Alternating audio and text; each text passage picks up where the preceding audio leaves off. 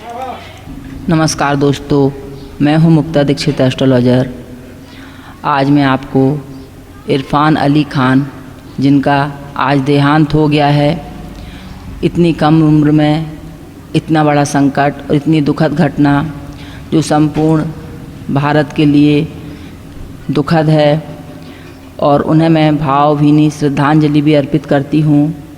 लेकिन कुंडली में आखिर ऐसे कौन से योग बन गए कि जिनके कारण से इतनी कम उम्र में इस दुख का हमें भागी बनना पड़ा। इरफान अली खान जो हैं जाने माने फिल्म अभिनेता, जिन्होंने अंग्रेजी, हिंदी सभी भाषाओं में फिल्में की हैं और अपने अभिनय का लोहा सभी से मनवाया। यह एक शानदार कलाकार थे। इन्हें फिल्म फेयर अवार्ड भी मिला। अनेक पिक्चरों में इन्हें जो है अभिनय के लिए इनका नाम जाना माना। हाल जहाँ तक जो हैं बॉलीवुड से लेकर हॉलीवुड तक इनको पहचाना जाता है। अनेक फिल्में इन्होंने की हैं और फिल्म फेयर सर्वश्रेष्ठ अभिनेता का पुरस्कार भी इनको दिया गया। जातक ने अपने जीवन में अनेक जो है मान सम्मान भी प्राप्त किए, और यह बहुत ही शानदार कलाकार, शानदार व्यक्तित्व के इंसान थे। साथ ही साथ प्रतिभा और गुण का अकूट इनमें भंडार भरा हुआ था कला का। जातक का जो जन्म था राजस्थान में एक मुस्लिम परिवार में हुआ था।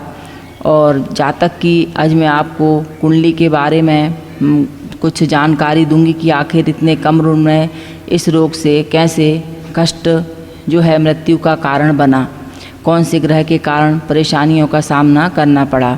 तो सर्वप्रथम जातक क्रिकेट आदि के भी शौकीन रहे और अनेक प्रकार से जो थे।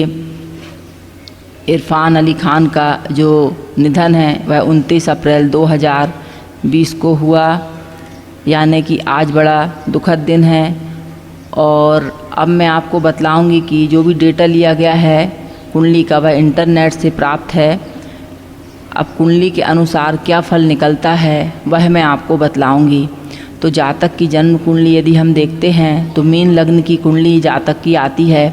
चंद्रमा जातक का नीच राशि का भाग्य स्थान पर बैठा हुआ है, और जो कि इसका स्वामी केंद्र में रहने से नीच भंग राजयोग का भी निर्माण कर रहा है। कुंडली में जो है गुरु उच्च का है, जो कि पंचम स्थान में बकरी होकर बैठा हुआ है। ऐसे कुंडली में अनेक शुभ और सूर्य बुध का योग बना हुआ है 10वें स्थान पे। तो ऐसा जातक अपने परिक्रम से, साहस से, अपने बल पर जो है नाम कमाने वाला होता है। और बुध और शुक्र का योग रहने से जो जातक हैं अभिनय कला के क्षेत्र में इन्होंने अपना लोहा बनवाया, क्योंकि शुक्र जो है तृतीय भाव का कारक है और अष्टम स्थान का भी कारक है और लाभ में बैठा हुआ है। तो गुप्त प्रतिभाओं के बल पर ऐसा जातक जो है धन नाम यश कमाने वाला होता है। और गुरु की दृष्टि भी है, गुरु अपनी नीच राशि को भी देखता है, तो सभी प्रकार के योगों से जो है सभी प्रकार के नेतृत्व कार्य करने से की प्रेरणा देता है। तो जातक नायक से लेकर खलनायक तक सभी प्रकार की एक्टिंग इन्होंने की। अब मैं आज आपको बतलाऊंगी कि आखिर ऐसा कौन सा योग बन गया जिसके कारण जो है कैंसर जैसी बीमारी से इनको ग्रसित होना पड़ा।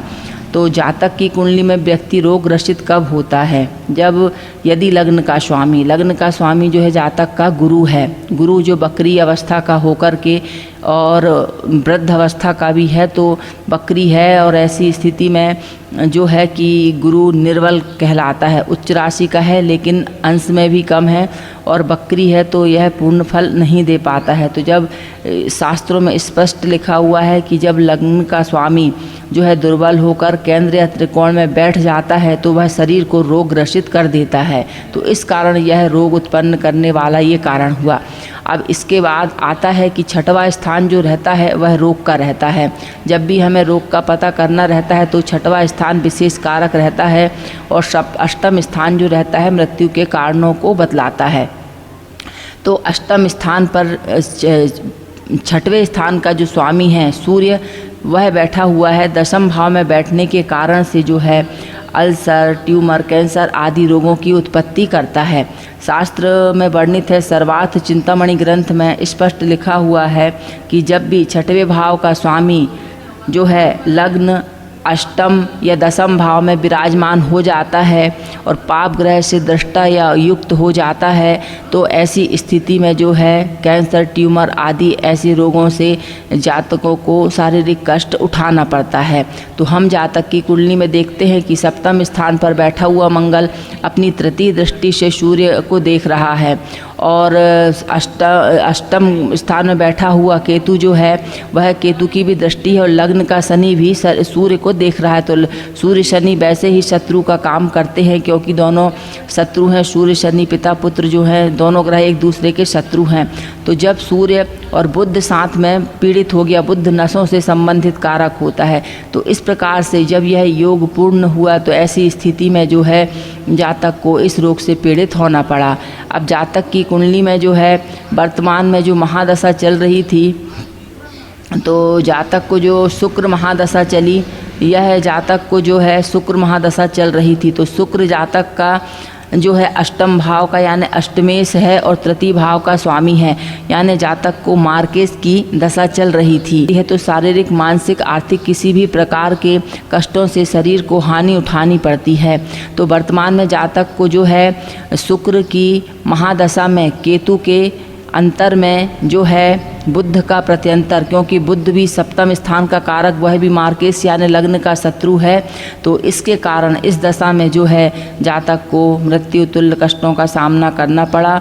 और 20/6/2000 जो केतु का अंतर था वह 20/4/2019 से शुरू होकर के 19/6/2020 तक यानी जून तक चलता, लेकिन इसी बीच में प्रत्यंतर चला, वह चला ये अपना शुक्र में केतु में जब बुध का प्रत्यंतर आया तो जातक को मृत्यु का कष्ट उठाना पड़ा। तो यह था जो 19/6/2020 तक चल रहा था। यदि इस कष्ट से बच जाते तो आयु दीर्घ हो जाती।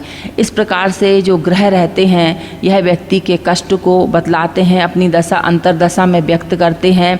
जब योग पूर्ण हो जाता है तो हमें इन कष्टों का क्योंकि व्यक्ति जन्म और मृत्यु के बीच में संघर्ष में झूलने लगता है। तो केतु भी अष्टम स्थान पर मारक स्थान पर बैठा हुआ है, तो केतु के अंतर बुध के अंतर ने जो है जातक को मार्केश का काम किया। इस प्रकार से जो है जातक की ग्रह नक्षत्रों का जो योग मैंने आपको बतलाया ये कुंडली के अनुसार है और बहुत से शुभ योग बने रहे, जिसके कारण जातक ने अपने जीवन में नाम, यश, कीर्ति सब कुछ प्राप्त करी। आज जातक को बहुत एक शानदार कलाकार थे, प्रतिभा के धनी व्यक्ति थे। मैं आज उनको भावपूर्ण श्रद्धांजलि अर्पित करती हूँ।